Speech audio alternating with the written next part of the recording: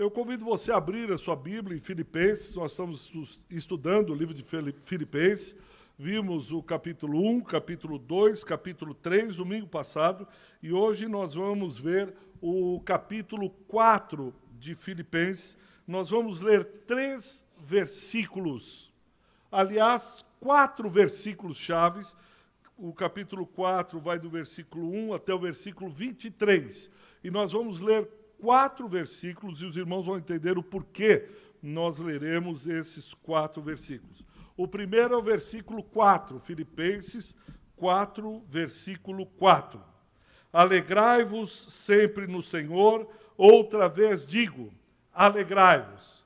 Versículo de número 9. O que também aprendestes e recebestes e ouvistes e vistes em mim, isso praticai, e o Deus da paz será convosco. Versículo 11. Digo isto, não por causa da pobreza, porque aprendi a viver contente em toda e qualquer situação. E versículo de número 13, tudo posso naquele que me fortalece. Vamos repetir esse último versículo 13, que eu sei que você sabe de cor e salteado. Vamos lá. Tudo posso naquele que me fortalece. Vamos mais uma vez? Tudo posso naquele que me fortalece. Eu tenho certeza que vocês já estão bem aproximados, íntimos, acolhidos pela carta do apóstolo Paulo aos Filipenses. Estamos quase um mês falando sobre essa carta. E Paulo, no versículo 1 e 2 do capítulo 4, vocês sabem que Paulo tinha uma aproximação muito grande com essa igreja. E no capítulo 4, o versículo 1, diz que essa igreja era a alegria de Paulo. E não só a alegria de Paulo, como ele usa uma coroa, no grego Stéphanos, coroa.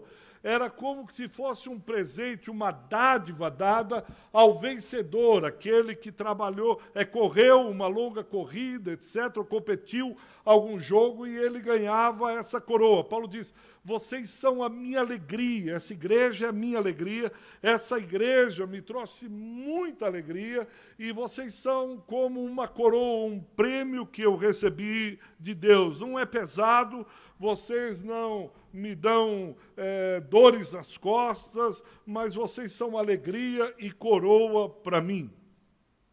Não que o apóstolo Paulo não tivesse tido trabalho, não que a igreja não tivesse passado por tribulações, por lutas, mas Paulo, no versículo 4, ele diz algo muito interessante. Ele diz, olha, alegrai-vos sempre no Senhor.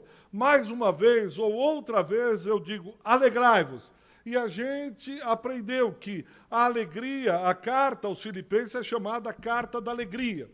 E Paulo fala no versículo 4, quase que uma ordenança, não é um pedido. Quando ele fala no versículo 4 para que a igreja se alegrasse, ele não está dizendo, olha, vocês vão ter momentos de alegria. Olha, façam força para que vocês sejam alegres. Pelo contrário, é um imperativo. A alegria é um imperativo, é uma ordenança. Não ser alegre é uma desobediência a Cristo. Isso é impactante. Quando eu comecei a ler, a estudar isso me impactou. Porque eu sempre entendi que nós teríamos momentos de alegria. E atos de alegria. Espaços. Mas Paulo está dizendo, alegrai-vos o Senhor. Mais uma vez eu digo, alegrai-vos. Não está dizendo que nós temos que ser como bobo alegre, rindo à toa. Não é isso que Paulo está falando.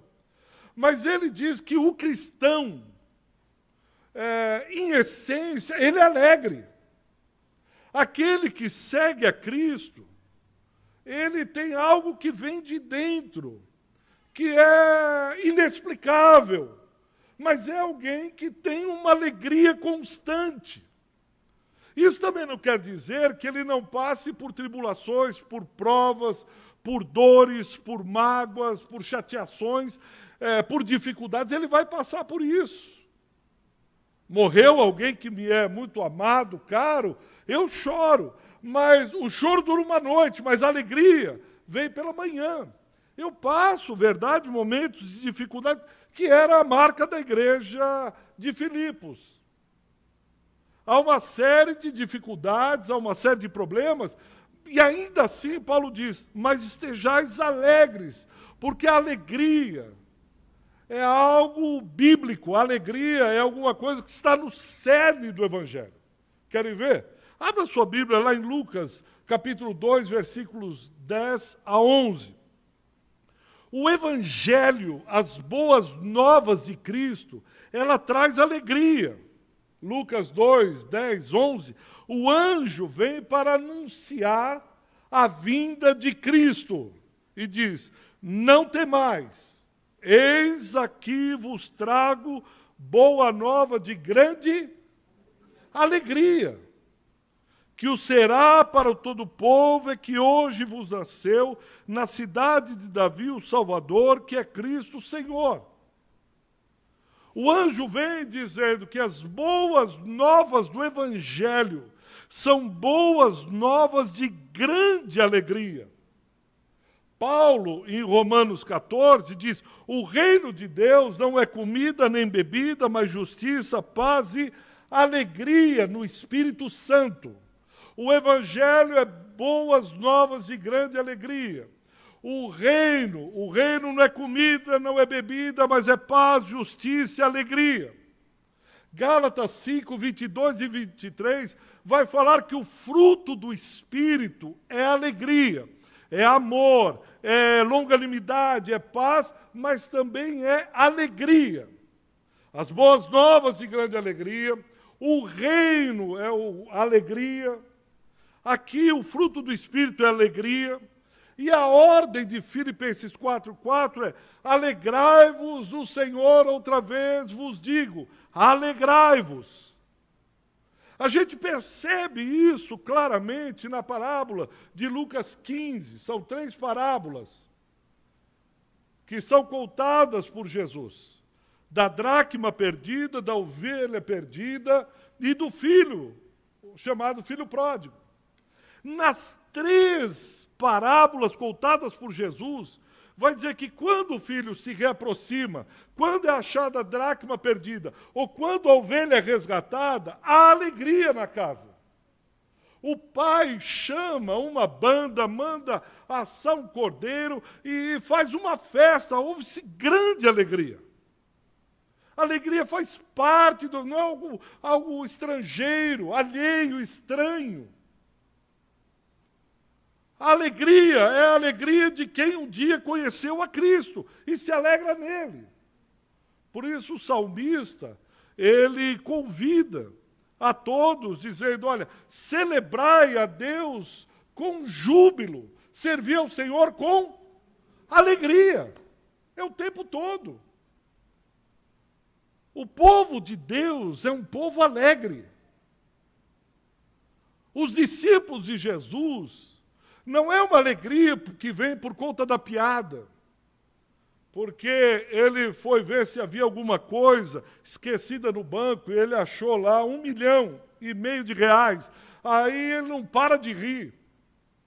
Não é essa alegria do Evangelho, não é essa alegria do reino, não é essa alegria fruto do Espírito. Isso é bom, que venham aí os dinheiros esquecidos dos bancos. Mas é uma alegria que sai de dentro. A ponto de Davi, no Salmo 51, pedir a restituição da alegria da salvação. Que em Atos 16, o carcereiro, quando convida Paulo e Silas para irem à sua casa jantar, diz que a casa dele foi transformada, havia uma alegria. Enquanto eu preparava, eu pedi ao Senhor fazer essa oração. Deus, ajuda-nos a compreender essa alegria do Evangelho. Essa alegria da salvação, essa alegria do reino, essa alegria que é fruto do Espírito. Porque nós vemos muitas vezes um povo de semblante fechado, que a risada se tornou exceção, que a alegria foi quando ele comprou o primeiro carro. Não há mais alegria no casamento, não há alegria mais no trabalho, não há alegria mais na vida. É como se nós nunca tivéssemos experimentado a alegria da salvação, a alegria do Evangelho. E nós vamos nos acostumando com isso. A gente anda no metrô e todo mundo de cara fechada.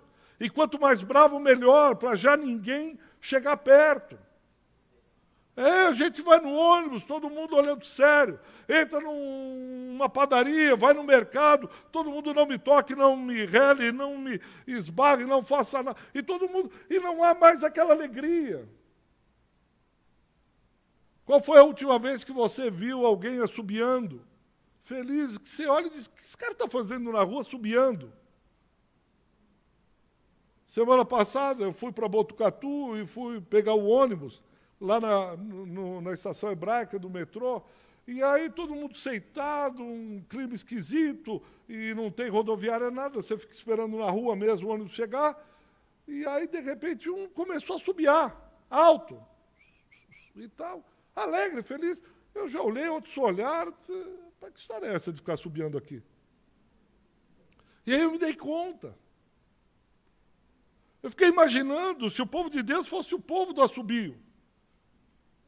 Que aonde passar, se ele começar a assobiar um louvor, todo mundo já sabe, isso é crente. Crente vive cantando, eles vivem em outro mundo. É verdade, outro mundo. Eles são loucos, verdade, você tem razão de novo. A loucura do Evangelho, que traz uma alegria dentro da gente que a gente não entende. A gente só esboça, a gente só manifesta essa alegria. E eu fiquei pensando, Deus, como é que nós nos tornamos assim? Como é que nós fomos levados pela maré do mundo a sermos carrancudos, sérios? Perdemos a alegria de compartilhar a salvação com outros.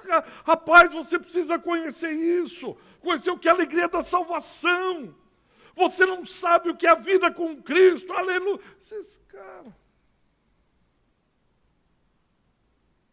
Eu lembro de um testemunho de um pastor que me impactou, não sei se eu vou conseguir reproduzi-lo, como ele falou, mas uma médica que estava na França, cursando o seu doutorado, e ela era casada com um francês, e depois eles voltaram para o Brasil, e ela testemunhou para esse pastor, e esse pastor contou que havia um crente lá na universidade, onde ela fazia o doutorado. E aí, como ele era brasileiro e crente e alegre, ele se aproximou dessa médica e do seu marido, e aí começou uma aproximação, e no meio do campus, ele era tão cheio do Espírito, que o Pierre passava, o Pierre disfarçava, Pierre, Jesus te ama, Pierre. Diz que o Pierre ficava, ela falou, pastor, meu marido ficava envergonhado, diz que esse cara no meio, eu aqui, um doutor da universidade, esse cara falou que Jesus o ama. Aí ele desviava, sabia onde o crente vinha, ele desviava, aí passava, o homem vinha e dizia, Pierre, Jesus te ama. E o Pierre, meu Deus, fala para esse brasileiro aí louco. E assim foi, até que o Pierre contraiu um tumor no cérebro, estado terminal. E o Pierre começou a andar de cabeça baixa, chorando. E esse crente foi, Pierre! E o Pierre não teve nem forças para fugir. Pierre continuou, ele disse, Pierre, o que foi? Jesus te ama, Pierre. Pierre, você está triste, o que aconteceu? E ele falou, e esse crente, bobo alegre, cheio do Espírito Santo, diz, mas eu creio que aquele que te ama pode te curar. Eu creio que aquele que te ama pode te tirar dessa, Pierre. Posso ir na sua casa orar? Pierre já tinha ido no médico, já tinha, então um a mais, um a menos, pode vir. E aquele crente começou a orar e falar em línguas, e impôs as mãos. E ela disse, meu marido foi curado. Meu marido foi curado. Um doutor da universidade, professor. Porque tinha um crente que tinha a alegria da salvação e não podia segurar dentro dele.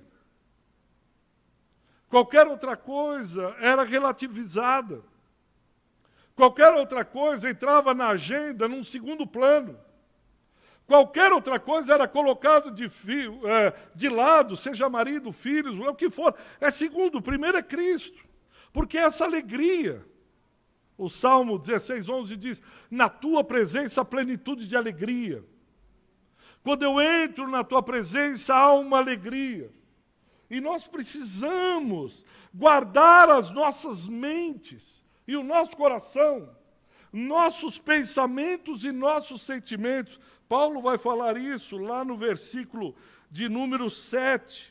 E a paz de Deus, veja o versículo 7, a paz de Deus, que excede todo o entendimento, guardará o quê? Os vossos corações e as vossas mentes em Cristo Jesus. A paz de Cristo, que excede todo o entendimento, guardará os vossos pensamentos e os vossos sentimentos. Pensamentos e sentimentos. Esse guardar, no grego, ele vem de um linguajar militar. Isso era usado na guerra. Era como se você pusesse um sentinela ou um batalhão para guardar a entrada e a saída da cidade. Então, quando Paulo usa guardar, ele está dizendo, é como se nós estivéssemos no meio de uma guerra. O sentido é militar, é de belicosidade, é de guerra. Ele diz, o Deus de paz precisa guardar as entradas e as saídas de vocês. Caso contrário, vocês estão no meio de um tiroteio bravo. E ou os pensamentos ou os sentimentos serão afetados. Ou os pensamentos, mente, ou os sentimentos, coração de vocês serão afetados, e o inimigo entrará e ocupará espaço na mente e no coração de vocês. E essa paz, que excede todo o entendimento, precisa guardar por batalhões, guardas as entradas e as saídas. Caso contrário, veja, ele está falando no versículo 5 e 6, mas principalmente o versículo 6, ele diz, vocês vão ficar ansiosos. E a ansiedade, o Risby, que é um teólogo, ele diz que a ansiedade é puxar para várias direções diferentes. É como se você pegasse a sua mente e o seu coração e esgarçasse, e fosse como num elástico puxando, um puxa para o norte, o outro para o sul, o outro para o leste, e vai puxando, que você fica paralisado. E aí a sua mente e o seu coração ficam esgarçados, exaustos, tensos, cansados. Aí você começa a ter uma inversão de prioridades.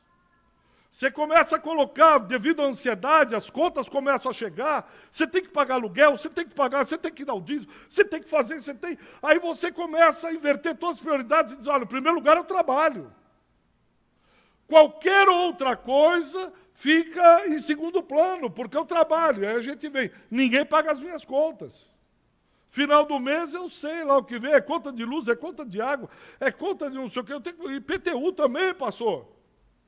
Paulo diz, se vocês não guardarem, não blindarem a mente e o coração, vocês começam a bagunçar a vida, vão ficar esgarçados. Vocês vão ficar arrebentados, exaustos. Chega no final do dia, você diz, o que é que eu fiz? Não sei, mas eu estou cansado. Cansado de quê? Ser capaz de vir de um período longo de férias e dizer que está cansado. Por quê? Paulo diz, olha, vocês começam a ficar ansiosos. Bom, pastor, mas, desculpa, eu não queria falar assim com o apóstolo Paulo, eu considero muito, mas, Paulo, deixa eu abrir meu coração. Na prática, a teoria é outra. Paulo, você não conhece o meu dia a dia. Paulo, desculpa, falar é fácil. Eu quero ver você viver isso no dia a dia. Eu quero ver você viver, só eu e meu marido, não tem mais ninguém, não. Nós não podemos contar com mais ninguém. Nós estamos completamente cansados. Paulo, só eu sei o que eu passei. Você não faz a menor ideia do que eu passo na vida. Paulo, quem vê os meus tombos não faz ideia de quantas eu bebi. Não é assim que a gente fala? Eu sei do que eu... É fácil, pastor falar, é fácil o líder da confraria chamar. É fácil isso, mas eu sei o que eu passei. Mas veja o versículo 9 que nós lemos. Ele diz, olha, você precisa ter consciência dessa alegria. E depois não adianta ter só consciência. Paulo chama a responsabilidade para si. Paulo diz, olha, vocês devem praticar o que também aprendesse, recebesse, ouvisse e vistes em mim, isso praticai. O que Paulo está dizendo assim, eu não estou aqui teorizando. Eu não estou aqui só falando palavras bonitas no domingo. Isso tem que ir para o chão da vida. Isso tem que descer do céu e ser encarnado pelos filhos de Deus. Essa alegria tem que ser constante na vida, não no domingo, na teoria, na memorização bíblica, no estudo do ciclo vida, no estudo ou no encontro da confraria. Isso tem que ir para o chão da existência. E outra, Paulo bate no peito e diz, o que vocês viram em mim, olha para mim, veja se eu não estou fazendo, veja se eu não fiz. Eu também tenho filhos, eu também tenho trabalho, que vocês viram em mim. Isso vocês pratiquem. Não permitam que a ansiedade arrebente em vocês. Não permitem que a angústia... Estava lendo recentemente a Organização Mundial de Saúde, mais de 50% dos casos com ansiedade da população mundial. Crianças com ansiedade. E o número de evangélicos do Brasil aumenta. E nós vamos ficando ansiosos, vivendo o amanhã. Mas e se amanhã me der alguma coisa? E se amanhã acontecer algo? E se amanhã? E se amanhã? E deixamos de viver a alegria do hoje. Deixamos viver e de experimentar essa alegria que Deus nos deu. E isso é um processo. Veja o versículo 11, aí de Filipenses 4. Como Paulo é didático, ele diz, olha, alegria é isso, vocês não podem ficar ansiosos. O que vocês viram em mim, pratiquem. E no versículo 11 ele diz, eu estou dizendo isso não porque eu tenho uma vida fácil. Eu estou dizendo isso não porque meu pai me deixou uma fortuna.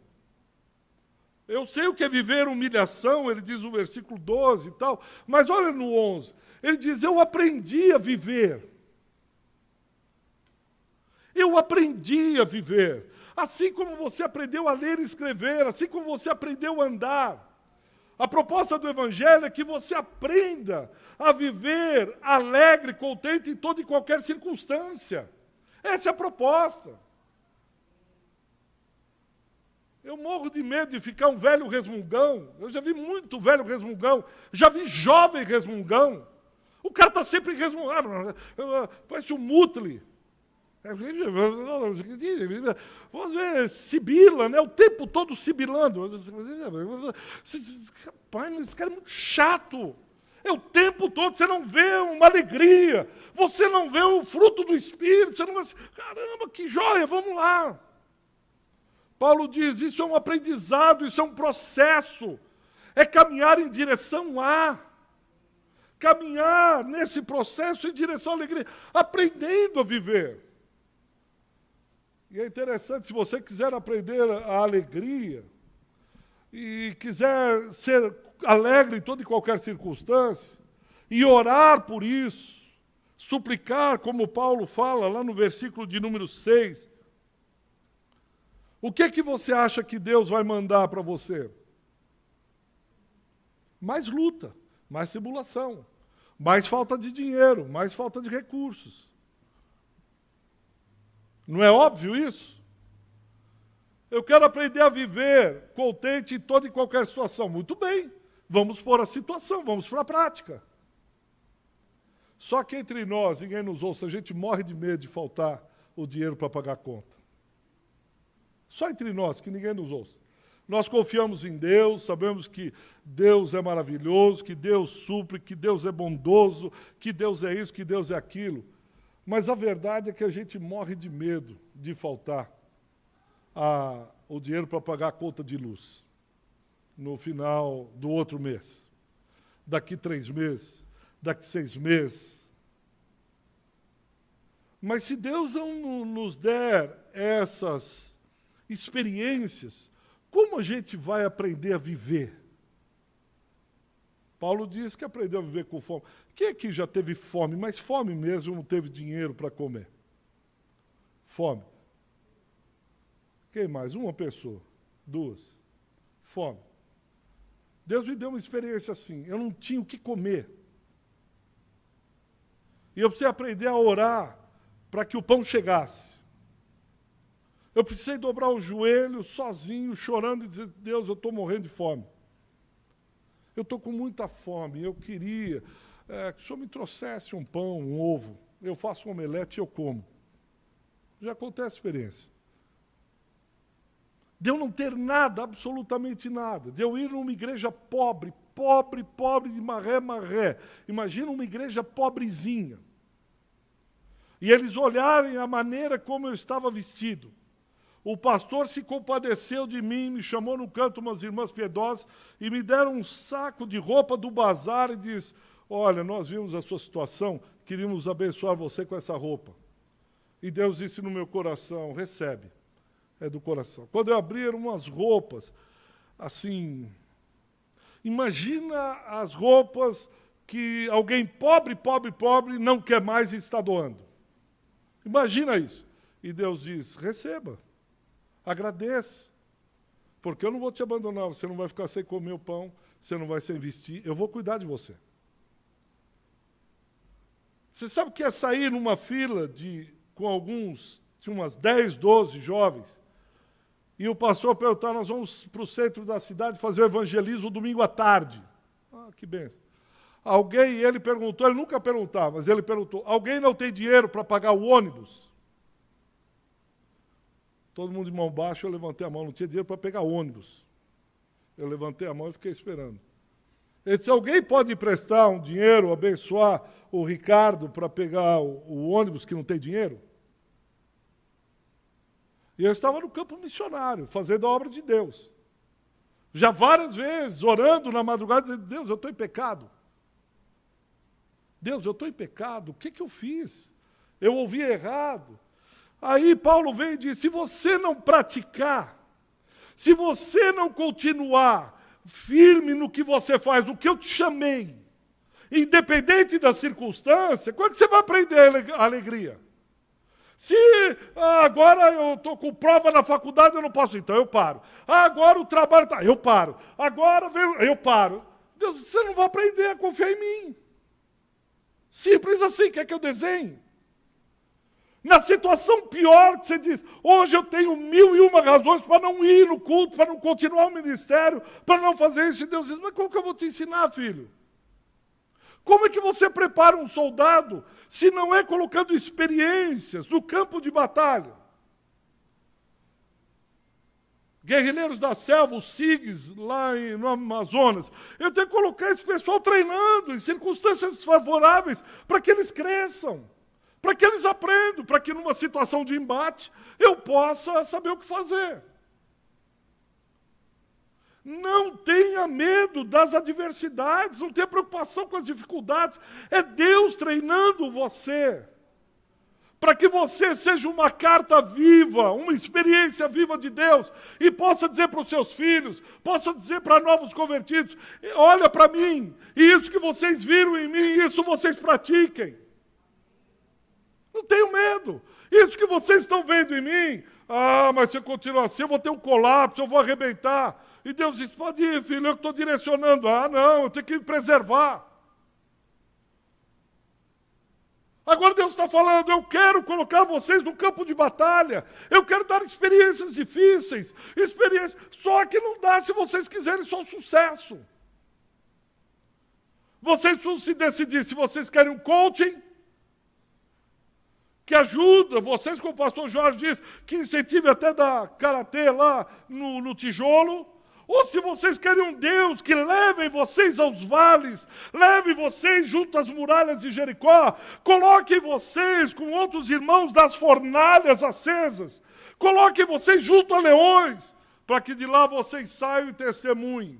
Deus fechou a boca do leão, Deus foi o quarto homem da fornalha comigo. Deus fez com que nós marchássemos e derrubássemos as muralhas, as fortificações de Jericó. Você precisa decidir. Você precisa escolher. Tem um monte de lugar aí com coaching, que vai orar para você prosperar cada vez mais, que vai tentar tirar as dificuldades da sua vida, que vai ensinar mandingas para você, se orar toda sexta-feira de um determinado modo, você vai ter o alcance disso e tal. Mas o Deus bondoso está dizendo, eu quero que vocês venham comigo e passem por vales. Porque quando vocês saírem, hoje nós só ouvimos o testemunho do Robson e da Mara, porque eles tiveram que ir para o hospital. Eles tiveram que ouvir o médico falar, sua filha tem hidrocefalia. Nós não sabemos se vive ou não. E aí você vai para o altar, pastor, não é fácil. Mas quem disse que seria fácil? E aí quando você sai e vem aqui, alegria, graças a Deus. Mas quando a gente está passando a prova, e é nesse momento que Deus ensina a gente a alegria. A gente começa a arriscar na vida financeira. Está me vindo ao coração. Começa a arriscar na vida financeira. Para eu ganhar mais? Não, para a obra de Deus. Eu estou falando daqui mesmo. Comece a dar alguns passos de fé nessa área. Comece a dar alguns passos de fé em direção àquilo que Deus está lhe levando. E o Senhor promete que eu não vou ter dificuldade? Pelo contrário. Os testemunhos mais bonitos que eu ouço de casamento, não só aqueles testemunhos que tudo sempre foi bom no casamento. Nossa, ele é um príncipe. Ela é uma rainha, pastor. Nossa, nunca brigamos na vida. Isso eu ouço, olho e tal. Mas eu já vi testemunhos de casamento que me edificaram, de pessoas que passaram situações que você diz, não é possível, como você aguentou? Eu vi um testemunho em Fortaleza, essa mulher nem levantava. E eu fiquei pensando como ela aguentou. Não sei se eu aguentaria, mas no final, ela testemunhou e glorificou a Deus e abençoou muita gente, inclusive a minha vida. Então eu quero terminar dizendo para você, não tenha medo das circunstâncias difíceis. Aproveite esses momentos. Viva essa alegria, encarne essa alegria. Não andeis ansiosos. Você vai ver no versículo 2, Evódia e Cístique, elas estavam se batendo a cabeça, problema de relacionamento. Paulo vem e diz, olha, pensem concordantemente. Tenham harmonia nos relacionamentos. Façam algo que seja bacana, não fique brigando. E a Evódia aqui, o nome é doce fragrância. Você diz, meu Deus, se ela é uma doce fragrância, imagina. E elas estavam brigando, as duas, com relação à igreja. Ele diz, não façam isso. Permitam que a alegria do Senhor invada o coração de vocês. Não temam, não temam. Porque ele termina no versículo 13 que nós lemos. O que diz o versículo 13? Vamos juntos? Tudo posso. Então não tenha medo. Por que não tenha medo? Tudo naquele que me fortalece. Posso nele. Eu tenho paz nele. Eu tenho alegria nele. Uma vida cristocêntrica. Abrace a Cristo. Permita que Ele seja o eixo norteador da sua existência. Permita que tudo que você for fazer, tudo que você quiser realizar, fale com Ele, converse com Ele. E se você precisa, restituição dessa alegria, faça como Davi no Salmo 51, restitui em mim a alegria da salvação. E agora eu vou terminar mesmo. Às vezes nós começamos muito bem, felizes, cheios de fé, alegres, mas vão vindo as dificuldades, os momentos que a gente não espera, coisas que a gente nunca... O louvor pode subir. Coisa que a gente nunca imaginou. E isso vai roubando a nossa alegria. Isso vai roubando a nossa alegria.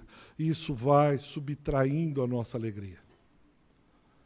e nós nos tornamos homens e mulheres sérios, carrancudos, com a nossa agenda na mão, dando a pauta da nossa vida o tempo todo. Nós dizemos o que nós vamos fazer. Hoje, Cristo convida você. Dizer, abre mão. Eu quero que você viva a plenitude da alegria que é em mim.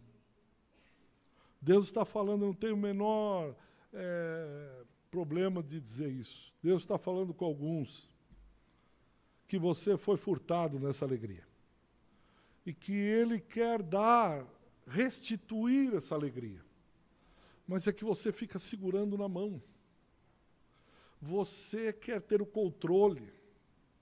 Você morre de medo de perder o controle da vida, dos seus, do negócio, daquilo, tal. Você precisa ficar, aí aquela ansiedade, e o rosto carrancudo, sério, e você diz, onde está aquela alegria dos primeiros dias? Onde está aquela que uma palavra me fazia chorar, um louvor me fazia estender os braços?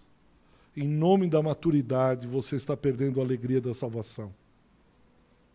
Vai ser salvo, vai estar no céu, mas não aproveitou o que Deus tinha para aproveitar nesses dias. O Espírito fala no meu coração, eu tenho uma alegria, dá para vocês, eu tenho algo, rios de águas fluindo, pratiquem isso. É um processo, aprendam a viver essa alegria. Comece hoje.